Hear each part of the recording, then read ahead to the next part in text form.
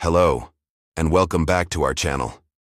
Today, we're journeying back to ancient Greece, to a city shrouded in fear, a city held captive by a single, terrifying creature. This wasn't just any monster. It was the Sphinx, and its story is one of intellect, tragedy, and a riddle that cost countless lives. At the crossroads leading to the great city of Thebes, a monstrous figure perched on a high rock.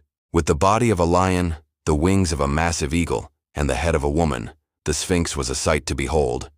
But it's crucial to distinguish this creature from its Egyptian counterpart. While the Egyptian Sphinx, like the famous one at Giza, is male and often seen as a benevolent guardian, the Greek Sphinx was female, and she was an agent of divine punishment sent by the gods to make Thebes pay for its past sins. The Sphinx didn't hunt in the traditional sense. It didn't need to chase its prey. Instead, it waited. It was a gatekeeper, and its presence turned Thebes into an isolated prison. Trade routes were cut off, travelers vanished, and a cloud of dread settled over the city. Its weapon wasn't its claws or its strength, but something far more insidious: its mind. To anyone who dared to approach the city, the Sphinx would pose a riddle. Answer correctly, and you could pass, unharmed. But answer incorrectly, and the penalty was swift and brutal. The monster would leap upon its victim, tearing them to pieces or casting them from the cliff to their doom. For years, no one could solve it. The road to Thebes became a graveyard littered with the bones of travelers, merchants, and even the city's most valiant warriors. The city was dying, suffocating under the weight of this intellectual siege. In desperation, the city's ruler, King Creon, made a proclamation that would change the course of history. He promised the throne of Thebes and the hand of his widowed sister, Queen Jocasta, to any person who could finally outsmart the Sphinx and break its deadly hold on the city. Many tried, drawn by the lure of power and glory, but all of them failed, becoming just another meal for the beast. So what was this impossible riddle?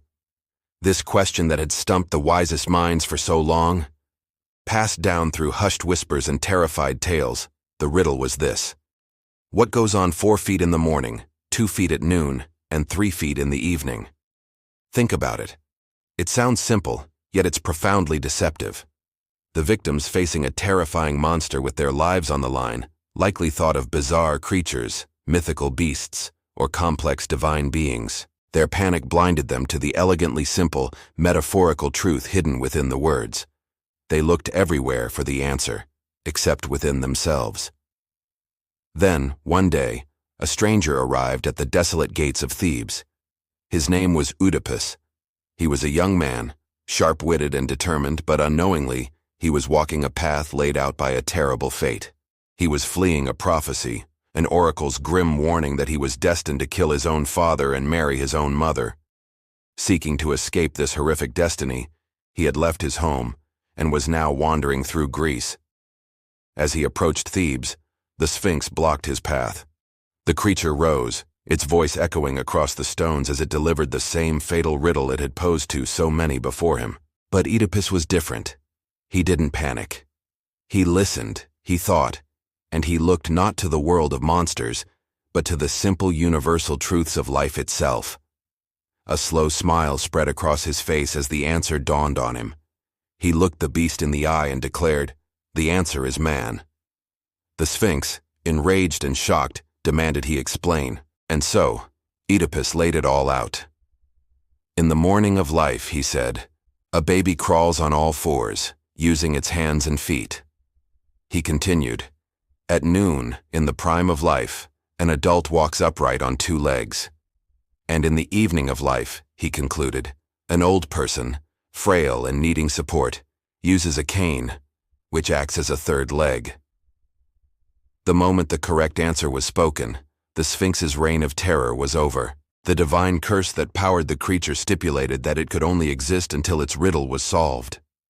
Defeated not by brute force but by the intellect of a mortal, the Sphinx let out a final agonizing shriek of rage and despair. It then hurled itself from the high cliff, its body shattering on the rocks below. The monster was dead. Thebes was free. The city erupted in celebration. The people hailed Oedipus as their savior, a hero who had succeeded where all others had failed. True to his word, King Creon stepped down. Oedipus was crowned the new king of Thebes, and as promised, he married the beautiful queen Jocasta, securing his place on the throne. It was a fairy tale ending, or so it seemed. This is what makes the Sphinx such a fascinating figure in mythology. It was a monster that challenged not the body, but the mind. It was a test of insight, of the ability to see beyond the literal and understand the metaphorical nature of our own existence. Victory over the Sphinx was a triumph of human intellect. But in the grand tragic story of Oedipus, this victory was not an ending. It was the beginning of a far deeper horror. By solving the riddle, Oedipus unlocked the gate to Thebes, but he also unlocked the door to his own catastrophic destiny. In becoming king and marrying Jocasta, he had, without knowing it, fulfilled the very prophecy he had spent his life trying to escape. The woman he married, Queen Jocasta, was his biological mother. The man he had killed on the road to Thebes, in a dispute before ever meeting the Sphinx, was his biological father. The Sphinx, then, was more than just a monster. It was a gatekeeper of fate.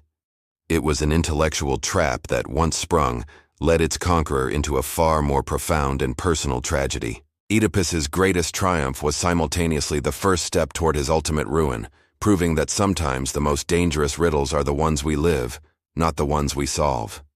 Thank you so much for joining me on this exploration of one of mythology's most compelling tales. If you enjoyed this journey into the past, please hit that like button, and be sure to subscribe and turn on notifications so you don't miss our next deep dive.